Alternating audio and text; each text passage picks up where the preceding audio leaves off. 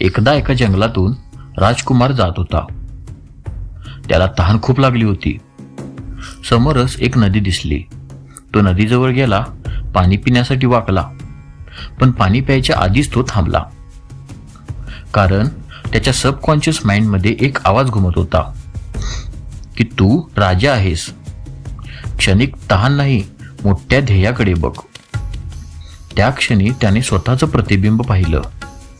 डोक्यावर माती होती, पण डोळ्यात अजूनही तेज होतं. तो उठला आणि पुढे चालत गेला. कारण त्याचं मन आधीच पाण्यापेक्षा मोठं समाधान शोधत होतं. आणि हेच आहे सबकॉन्शियस माइंडची खरी ताकद. पाण्याच्या थेंबाआधी मनातला आवाज थांबवतो. सबकॉन्शियस माइंड जे सांगतं ते शरीर पाळतं. खरं समाधान बाहेर नाही, मनात असतं. तुमच्या सबकॉन्शियस माइंडने तुम्हाला शेवटचं काय सांगितलेलं? कमेंटमध्ये लिहा. मी ऐकतोय माझ्या आतला आवाज. धन्यवाद.